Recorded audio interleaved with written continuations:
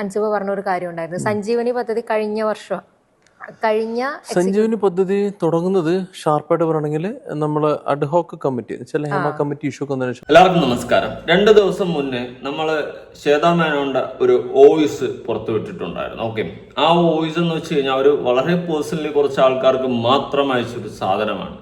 അപ്പൊ അത് പുറത്തു പോയതിന്റെ വെപ്രാളവും വേവലാതിയും ഓഫ് കോഴ്സ് അവർക്ക് കാണും, സ്വാഭാവികമാണ്. പക്ഷേ ഈ ശ്വേതാ മേനോൻ അടക്കം പുറത്തു പോയ സമയത്ത് സ്ഥാനങ്ങളൊക്കെ ഒഴിഞ്ഞ് എല്ലാവരും രാജിവെച്ച് പടിയിറങ്ങി പിണ്ടം വെച്ച സമയത്തും നമ്മൾ പറഞ്ഞിട്ടുണ്ടായിരുന്നു ശ്വേതാ മേനോൻ തിരിച്ച് സംഘടനയിൽ വരും, അതുപോലെ തന്നെ സ്ഥാനത്തും എത്തും. അതിന്റെ റീസൺ പല ഫണ്ടുകളും ശ്വേതാ മേനോൻ അവിടെ ഉണ്ടായിരുന്നാൽ മാത്രമേ വരത്തുള്ളൂ. ഓക്കെ, ഇപ്പോ അദാനി അടക്കം 15 ലക്ഷമാണ് ലക്ഷ്മിപ്രിയ പറയുന്നതെങ്കിലും 15 കോടിയോളമാണെന്നാണ് കരക്കമ്പിയിലെ പറച്ച്. അപ്പൊ ലക്ഷ്മിപ്രിയ മണ്ടത്തരമാണ് സത്യം പറഞ്ഞാൽ കാണിച്ചത്.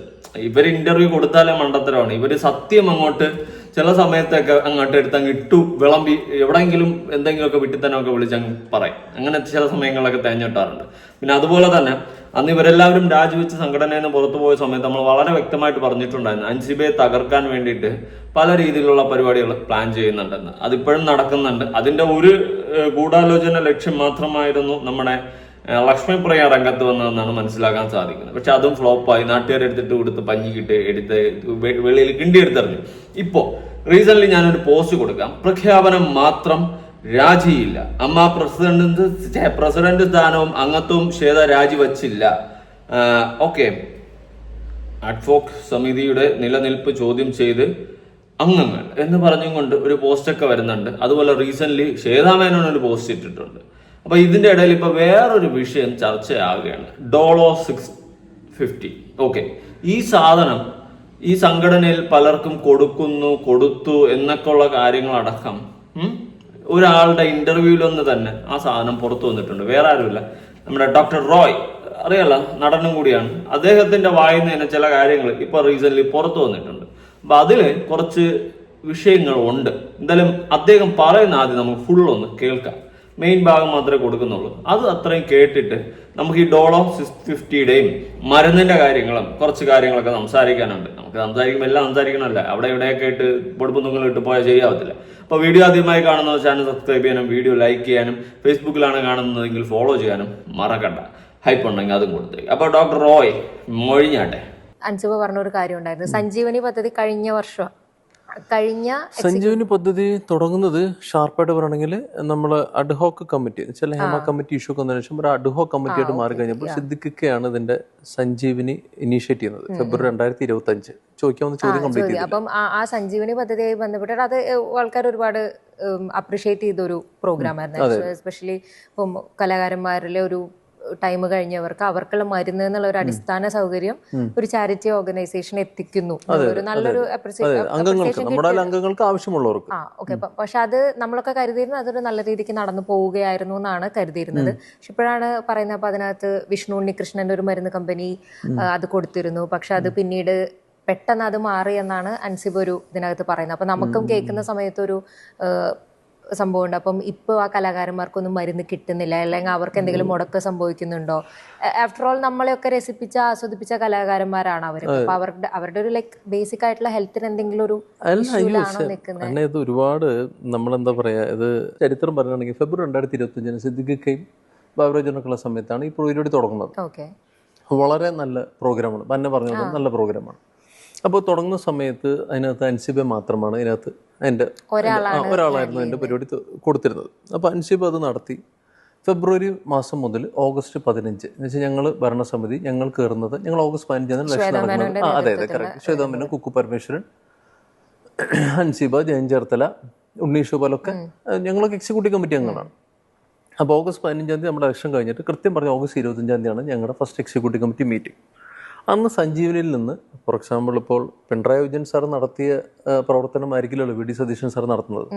അദ്ദേഹത്തിന്റെ ആഭ്യന്തരമന്ത്രി വേറെയാണല്ലോ, വിജയൻ സാറിന്റെ ആഭ്യന്തരമന്ത്രി വേറെയാണ്. അപ്പൊ ഇതുപോലെ തന്നെ ഇവർക്ക് മെഡിക്കൽ ഗ്രാജുവേറ്റ് ആയിട്ട് ഞാനാണ് എന്നെ ആപ്റ്റെന്ന് തോന്നി. പക്ഷെ ഞാനല്ല എൻ്റെ ഹെഡ്. അത് പുള്ളിക്കാരത്തി പറഞ്ഞാൽ തെറ്റാണ്. ജയൻ ചേർത്തല ചേർന്നാണ് എൻ്റെ ഹെഡ്.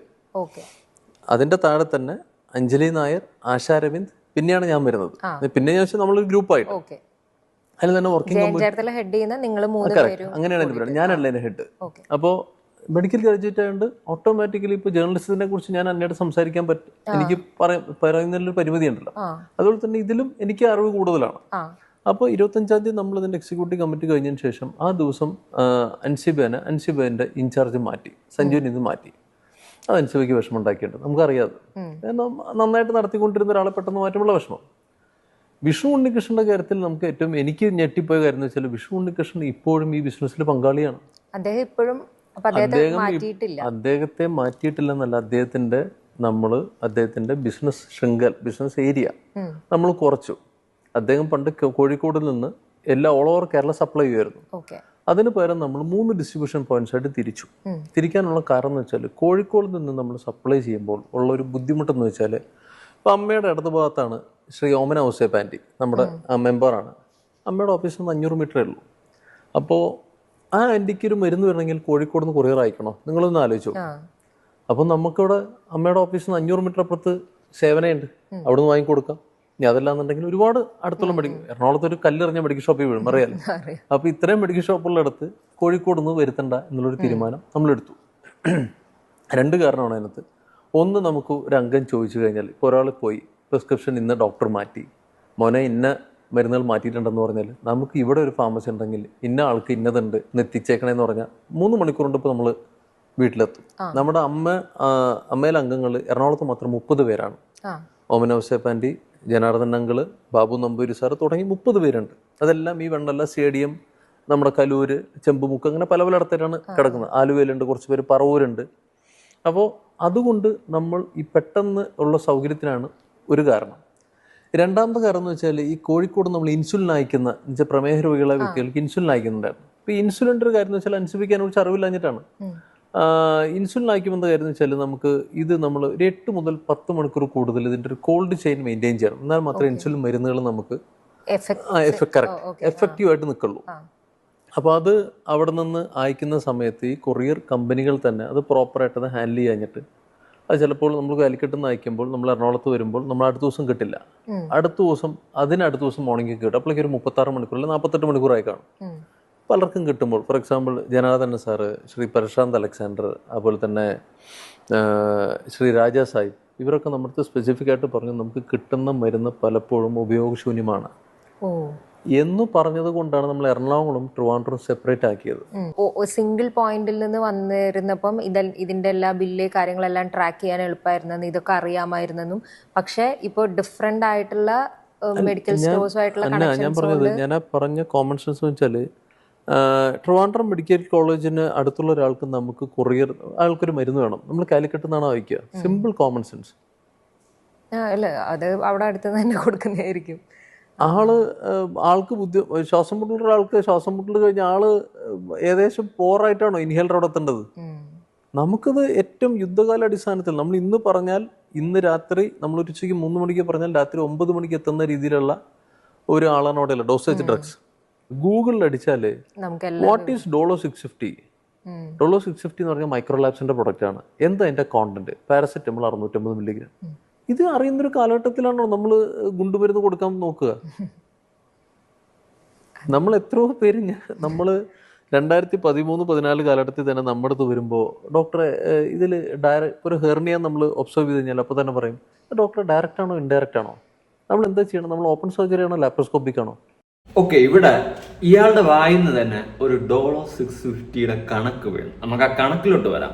അതിനു മുന്നേ ഞാനൊരു കാര്യം ചോദിക്കട്ടെ റോഹിത് ചായോ, വേറൊന്നുമല്ല, ഇത്രയും കഷ്ടപ്പെട്ട് നിങ്ങൾ പല സ്ഥലങ്ങളിൽ നിന്ന് മരുന്നെത്തിച്ച് കഷ്ടപ്പെടുന്നതിനേക്കാളും അവർക്ക് ആ പൈസ കൊടുത്താൽ പോരെ? ഏത് ഈ മരുന്നുകൾ എത്തിച്ചു കൊടുക്കുന്ന സിനിമാ ഫീൽഡിലെ ബാക്കിയുള്ള ആൾക്കാർക്ക് ആ പൈസ കൊടുത്താൽ പോരെ? അവരടുത്ത മെഡിക്കൽ സ്റ്റോറിൽ നിന്ന് കയറി വാങ്ങട്ടെ. ഇത്ര കഷ്ടപ്പെട്ട് എന്തിനാ 3-4 സ്ഥലങ്ങളിൽ നിന്ന് അങ്ങോട്ട് എത്തിക്കാൻ നിൽക്കുന്നത്? കുറച്ച് ബുദ്ധിമുട്ടുന്നുണ്ടല്ലോ.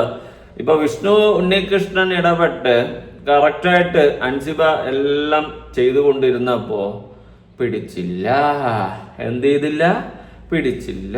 പിന്നെ പലർക്കും കൈയിട്ട് വരാൻ പറ്റൂലേ, സ്വാഭാവികമാണ്. കാരണം അൻസിബ ഇടപെട്ട് വിഷ്ണു ഉണ്ണികൃഷ്ണന്റെ ഏർപ്പാടിൽ മാത്രം വരുമ്പോൾ കൈയിട്ട് വരാർക്കും പറ്റൂല. മറ്റത് എല്ലാം കൂടി അങ്ങനെ മാത്രം ആക്കണ്ട, നമുക്ക് പല സ്ഥലത്തുനിന്ന് എത്തിക്കാം. അപ്പൊ പല ഇതിൽ നിന്നും കൂടി എല്ലാം കൂടി എന്നൊക്കെ ആകുമ്പോൾ എല്ലാം കൂടി അലകോല അൽക്കുലുത്താവുമ്പോൾ പലർക്കും പല ഇടങ്ങളിലും കൂടി കൈയിട്ട് വരാം.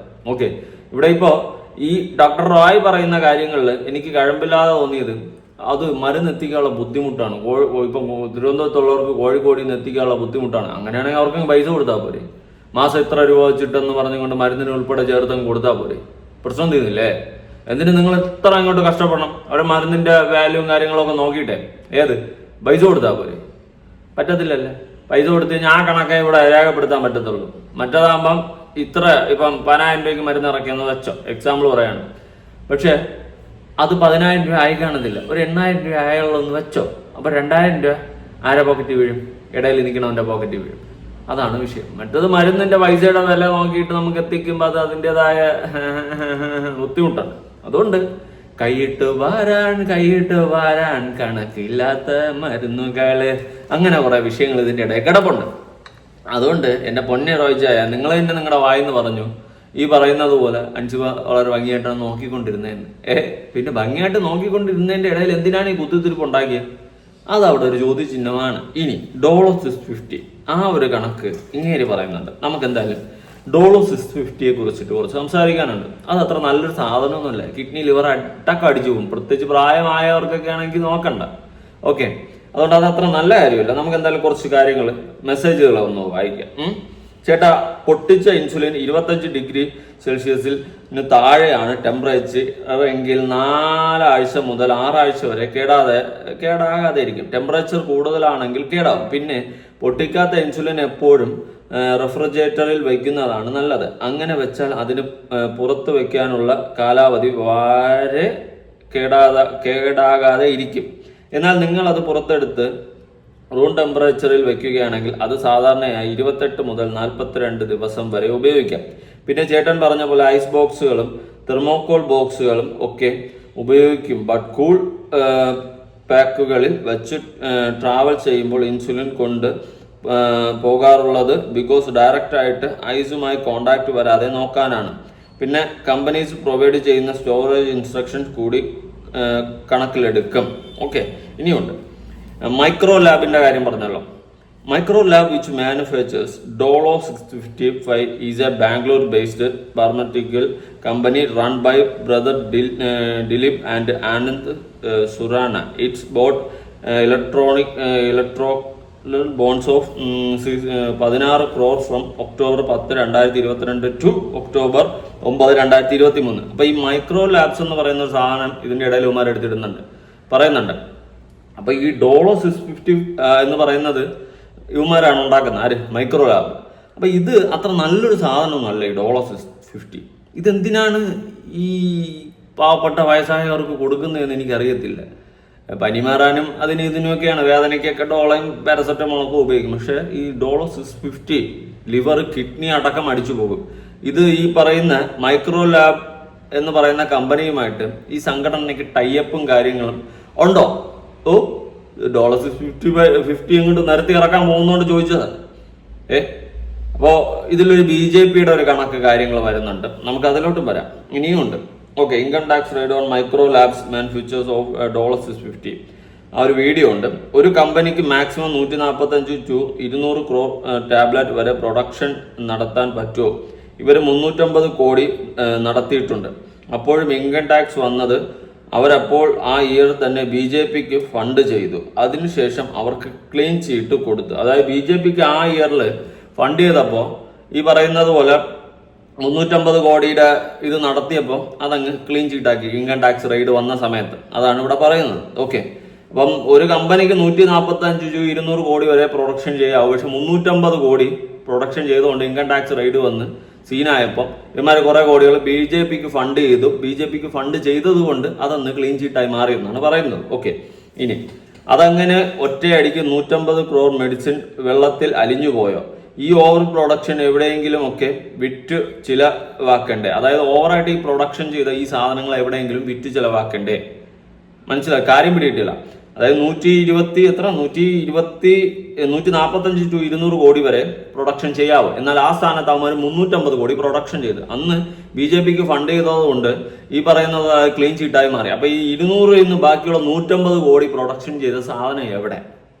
അതാണ് അവിടെ ഒരു ചോദ്യമാവുന്നത്. ഈ ഓവർ പ്രൊഡക്ഷൻ എവിടെയെങ്കിലുമൊക്കെ വിറ്റ് ചിലവാക്കണ്ടേ? ഇതുപോലുള്ള സംഘടനകൾക്കുള്ളിലും അമ്മമാർക്കൊക്കെ നല്ല സേഫസ്റ്റ് ഓപ്ഷനാണ്. ഈ $650 ആയാലും ഫ്രീക്വന്റ്ലി ഉപയോഗിക്കാനൊന്നും പാടില്ല. It has side effect, liver damage വരെ വരാം. ആ പാവങ്ങൾക്ക് ഇതെല്ലാം അറിയുമോ? $650 സേഫ് ആണെന്ന് വിചാരിച്ച് വേദന വരുമ്പോഴൊക്കെ എടുത്ത് കഴിച്ചോളൂ. ഇതിൽ നിന്നൊക്കെ നല്ല കമ്മീഷൻ അടിച്ചു മാറ്റുന്നുണ്ട്. എല്ലാം നടക്കുന്നുണ്ട്, നല്ല കമ്മീഷൻ അടിച്ചു മാറ്റുന്നുണ്ട്. ഈ പറഞ്ഞ പോലെ $650 അന്ന് 150 കോടിയോളം എക്സ്ട്രാ പ്രൊഡക്ഷൻ നടത്തിയത് സാധനങ്ങൾ എവിടെ വിറ്റഴിച്ചാണ്. ഇതുപോലുള്ള സംഘടനകളിലും അവിടെ ഇവിടെയൊക്കെ കൊടുക്കും. അവർ വേദന വരുമ്പോൾ $650 എടുത്ത് അങ്ങോട്ട് തിന്നും. അപ്പോൾ വേദന അങ്ങോട്ട് മാറും. കുറേ ദിവസം കഴിയുമ്പോൾ ലിവറും കിഡ്നിയും ഒന്നും കാണത്തില്ല. ഇതാണ് നടക്കുന്നത്. ഒന്നാം തരം ക്ലീൻ ചീട്ട് പരിപാടി നടക്കുന്നുണ്ട്. ഓക്കെ, അപ്പൊ ഇത് കുറെ സാധനങ്ങളൊക്കെ ഉണ്ട് ഇനി പുറത്ത് വരാൻ. ഇത് കണ്ടിരുന്നോ? മൈക്രോ ലാബ് ലിമിറ്റ് റൺ ചെയ്യുന്നത് ദിലീപ് സുരാൻ ആൻഡ് ആനന്ദ് സുരാൻ ആണ്. ഇവര് BJPക്ക് ഇലക്ഷൻ ഫണ്ട് ചെയ്യുന്നവരാണ്. ചേട്ടാ, ജനങ്ങൾക്ക് ബുദ്ധിയുണ്ട്. മൊത്തത്തിൽ വൽക്കരിക്കാൻ നോക്കിയതാണ്. അതുമാത്രമല്ല, ഈ micro lab faced multiple quality compliance, regulatory action and compliance issues over the year from both international and domestic drug regulator. കുറെ കാര്യങ്ങളുണ്ട് കേട്ടാ. ഇത് നല്ല അടിപൊളി പരിപാടി നടക്കുന്നുണ്ട് ഇതിൻ്റെയൊക്കെ ഇടയിൽ. ഇതെല്ലാം പുറത്തു കൊണ്ടുവരണം. മിക്കവാറും എൻ്റെ കാര്യത്തിൽ ഇതുപോലെ നമ്മളെ വീഡിയോ ചെയ്യുന്ന പയ്യന്മാരുടെ കാര്യത്തിലൊക്കെ തീരുമാനമാവും. പക്ഷെ നമ്മൾ വിടത്തില്ല, അറ്റം വരെ പോകും. ഇപ്പം എന്ത് തീരും? ഇപ്പം ഒരു ദിവസം ജനിച്ചാൽ ഒരു ദിവസം ചാകും. അതുകൊണ്ട് അത് വിഷയമുള്ള കാര്യമില്ല. പക്ഷെ നമ്മൾ സത്യത്തിനൊപ്പം നിൽക്കണം. ഇതുപോലുള്ള ഉടായ്പകളും പാവങ്ങളെ കൊല്ലുന്ന ഇത്തരം നാറിയ പരിപാടികൾക്കെതിരെ നമ്മൾ ശക്തമായിട്ട് പ്രതികരിച്ചേ പറ്റത്തുള്ളൂ. അതിന് ഈ സംഘടനയിലുള്ള പാവ അമ്മച്ചിമാർക്ക്, അപ്പൂമ്മമാർക്ക്, വയസ്സായ പഴയ നടന്മാർക്ക്, നടിമാർക്കും അറിയാമോ ഈ $650 കഴിച്ച് സീനാകും എന്നൊന്നും അവർക്കറിയത്തില്ല. ഇവര് മെഡിസിൻ കൊടുക്കുന്നു, കഴിക്കുന്നു, വേദന വരുമ്പോൾ എടുത്ത് കഴിക്കുന്നു, മാറുന്നു, വാട്ടെ ക്വാളിറ്റി മരുന്ന് എന്നൊക്കെ പറയും. ഇവന്മാർ ഓവർ പ്രൊഡക്ഷൻ ചെയ്ത് ഈ സാധനം എവിടെ പോയി? ഇതുപോലുള്ള സംഘടനകളിൽ വിറ്റഴിക്കും അല്ലേ? ഇതൊക്കെയല്ലേ ചെയ്യുന്നത്. എന്തായാലും ഒരു ന്യൂസ് ക്ലിപ്പ് ഒന്ന് കേൾക്കാം.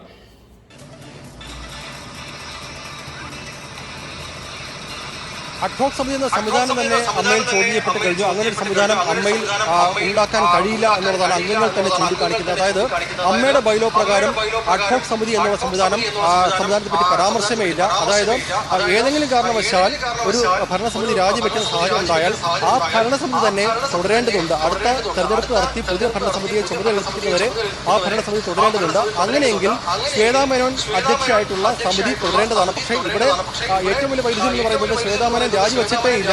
അന്നത്തെ ജനറൽ ബോഡി യോഗത്തിൽ ഒരു ഇമോഷണൽ ഔട്ട്ബേഴ്സ്റ്റ് ഉണ്ടാവുകയും ആ ഇമോഷണൽ ഔട്ട്ബേഴ്സ്റ്റിന് പുറത്ത് ഞാൻ രാജിവെക്കുന്നു എന്ന് പ്രഖ്യാപിച്ച് ശ്വേത ഇറങ്ങിപ്പോവുകയാണ് ചെയ്തത്. അത് മാത്രമല്ല അമ്മയുടെ പ്രതിസ്ഥാനം മാത്രമല്ല അമ്മയുടെ അംഗത്വവും ശ്വേത രാജിവെച്ചിട്ടില്ല. അങ്ങനെ ഒരു രാജിക്കത്ത് പോലും ഈ അമ്മയുടെ ഔദ്യോഗിക ഭാരവാഹിത്വം വയ്ക്കുന്ന അല്ലെങ്കിൽ അധികാരപ്പെട്ടവർക്ക് ആർക്കും തന്നെ ശ്വേത അയച്ചു കൊടുത്തിട്ടില്ല. മാത്രമല്ല അമ്മയുടെ ഭരണസമിതി ഇപ്പോഴും നിലനിൽക്കുന്നു എന്നുള്ളതാണ് ഏറ്റവും പ്രസക്തമായിട്ടുള്ള കാര്യം. അതായത് ശ്വേതാ മേനോൻ അധ്യക്ഷയായിട്ടുള്ള അമ്മയുടെ ഭരണസമിതി ഇപ്പോഴും നിലനിൽക്കുന്നു. അഡ്ഹോക് സമിതി ഇന്നിപ്പോൾ ഇവിടെ അമ്മയുടെ ആസ്ഥാനത്ത് യോഗം ചേരുകയാണ്. പക്ഷെ അങ്ങനെ ഒരു അഡ്ഹോക് സമിതിക്ക് നിലനിൽപ്പില്ല എന്നുള്ളതാണ് അമ്മയുടെ ബൈലോ തന്നെ ചൂണ്ടിക്കാണിക്കുന്നത്. അതായത് നിയമവിരുദ്ധമായിട്ടുള്ള കാര്യമാണ് ഇപ്പോൾ അമ്മയുമായിട്ട് ബന്ധപ്പെട്ട് നടന്നുകൊണ്ടിരിക്കുന്നത് എന്നുള്ളതാണ് ഏറ്റവും എടുത്തു പറയേണ്ട കാര്യം. ഏതായാലും മുമ്പ് നമുക്ക് അറിഞ്ഞതുപോലെ തന്നെ അമ്മയുടെ മുൻ പ്രസിഡന്റായിട്ടുള്ള മോഹൻലാൽ ഉൾപ്പെടുന്ന ഭരണസമിതി രാജിവെച്ചു എന്നുള്ളത് പ്രഖ്യാപനം മാത്രമായിരുന്നു. ആ രാജിവെച്ചുകൊണ്ട് അവർ പിന്നീട് ഒരു അഡ്ഹോക് സമിതിയായിട്ട് ഒരു പരാമർശം നടത്തിയെങ്കിലും ആ സമിതി നിയമപരമായിട്ട് തുടരുന്ന സമിതിയായിരുന്നു. അങ്ങനെ അവർ തുടരുകയും അടുത്ത തെരഞ്ഞെടുപ്പ് നടത്തി 1 വർഷത്തിനപ്പുറം തെരഞ്ഞെടുപ്പ് നടത്തി പുതിയ ഭരണസമിതിയെ ചുമതല ഏൽപ്പിക്കുകയും ചെയ്തു. ഓക്കെ, ഇത് ശ്വേതാ മേനോൻ തിരിച്ചു വരും. ഇത് ഞാൻ ആദ്യമേ പറഞ്ഞ കാര്യമാണ്. അതായത് ശ്വേതാ മേനോൻ തിരിച്ചു വരും. കാരണം അതിന് വേറെ കുറച്ച് അജണ്ടകൾ ഉണ്ട്. ഇനി ശ്വേതാ മേനോൻ ഒരു 12 മണിക്കൂർ മുന്നേ ഒരു പോസ്റ്റ് ഇട്ടിട്ടുണ്ടായിരുന്നു ഫേസ്ബുക്കിലാണ്. ഞാനൊന്ന് വായിക്കാം. ഇത്രയും ദിവസം ഞാൻ മൗനം പാലിച്ചത് അമ്മയ്ക്ക് വേണ്ടിയായിരുന്നു. ഞാൻ മിണ്ടാതിരുന്നാൽ അമ്മയെ ചുറ്റിപ്പറ്റിയ വിവാദങ്ങൾ അവസാനിക്കുമെന്നാണ് ഞാൻ കരുതിയത്. പക്ഷേ എൻ്റെ വ്യക്തിപരമായ വിശ്വസ്തതയെ തുടർച്ചയായി ആക്രമിക്കുകയും എൻ്റെ പേര് കളങ്കപ്പെടുത്തുകയും ശ്രമിക്കുകയും ചെയ്യുന്ന സാഹചര്യത്തിൽ എൻ്റെ നിരപരാധിത്വം തെളിയിക്കാൻ ഇനി ഞാൻ പിന്മാറില്ല. ഇപ്പോൾ ചില പറയുന്നത് ഞാൻ ജനങ്ങളെ വഞ്ചിച്ചുവെന്നും അമ്മയെ അനാഥമാക്കിയെന്നുമാണ്. അല്ല, ഞാൻ ആരെയും വഞ്ചിച്ചിട്ടില്ല, അമ്മയെ അനാഥമാക്കിയിട്ടുമില്ല. 2026 ജൂൺ 21 നടന്ന അമ്മയുടെ ആനുവൽ ജനറൽ ബോഡി മീറ്റിംഗിലേക്ക് ഞങ്ങളുടെ എക്സിക്യൂട്ടീവ് കമ്മിറ്റി രാജിവെക്കണമെന്ന് മുൻകൂട്ടി തയ്യാറാക്കിയ അജണ്ടയുമാണ് ചിലർ. കൃത്യമായി പറഞ്ഞാൽ 10 മുതൽ 15 വരെ അംഗങ്ങൾ എത്തിയത്. എക്സിക്യൂട്ടീവ് കമ്മിറ്റിക്കെതിരെ നിരവധി അടിസ്ഥാനരഹിതമായ ആരോപണങ്ങൾ ഉൾപ്പെടുത്തിയ അവർ ഒരു പ്രീ പ്രിന്റഡ് റെസൊല്യൂഷൻ തയ്യാറാക്കി അംഗങ്ങൾക്ക് വിതരണം ചെയ്തു. ആ ആരോപണങ്ങളിൽ ഓരോന്നിനും വസ്തുതാപരമായ നിയമപരമായ വ്യക്തവുമായ മറുപടികൾ ഞങ്ങളുടെ പക്കലുണ്ടായിരുന്നു. ആ റെസൊല്യൂഷൻ എനിക്ക് കൈമാറിയില്ലെങ്കിലും അമ്മ ബൈ ലോ ആർട്ടിക്കിൾ പ്രകാരം അത് പാസ്സായിട്ടില്ല.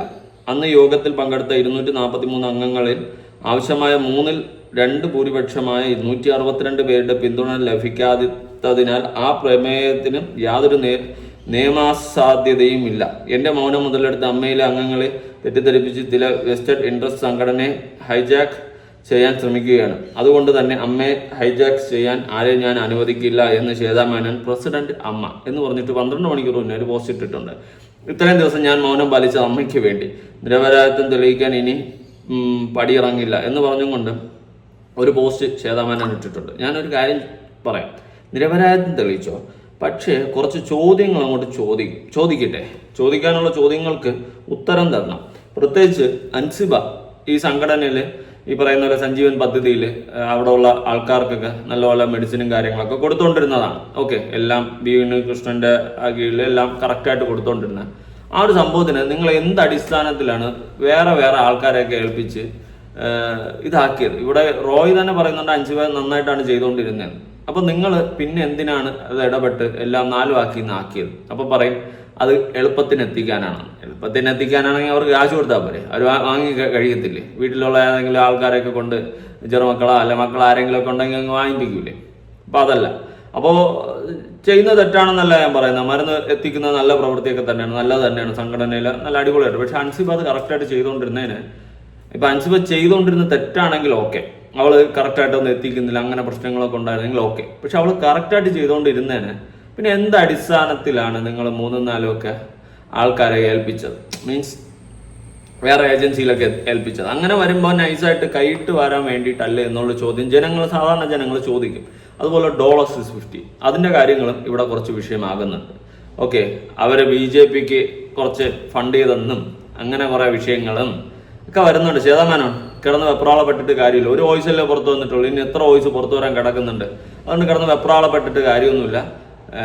കീപ് ക്വൈറ്റ്, എല്ലാം ശരിയാവും. ആവുമ്പം എല്ലാം കൂടി വെള്ളത്തിലാവാതിരുന്നാൽ മതി. അപ്പോൾ ശരി, നിങ്ങളുടെ അഭിപ്രായങ്ങളും കാര്യങ്ങളും ഉറപ്പായിട്ട് താഴെ കമന്റ് ചെയ്യാം. നമുക്ക് കൂടുതൽ കാര്യങ്ങൾ ചർച്ച ചെയ്യാനുണ്ട്, സമയമില്ലാത്തതുകൊണ്ട്, സമയപരിമിതിയാണ്, ഞാൻ കുറച്ച് തിരക്കാണ്. എന്തായാലും കുറച്ച് വോയിസുകളും കുറച്ച് തെളിവുകളായിട്ടൊക്കെ ഉടനെ ഞാൻ വീണ്ടും എത്തുന്നതായിരിക്കും. കയ്യിലുണ്ട്, അത്യാവശ്യം കാര്യങ്ങളൊക്കെ ഉണ്ട്. അത് സമയാസമയം ഇങ്ങനെ ഇട്ട് കൊടുക്കും. ഒറ്റയടിക്ക് ഇട്ടെല്ലാം കൂടി തീർത്ത് കഴിഞ്ഞാൽ ഒരു ഗുമ്മു നമ്മളിങ്ങനെ ഇട്ടിട്ട് പിടിക്കത്തില്ല, ആ ഒരു സെറ്റപ്പ്. അപ്പോൾ ശരി, പുതിയൊരു വീഡിയോ ഇട്ടണം. ബൈ.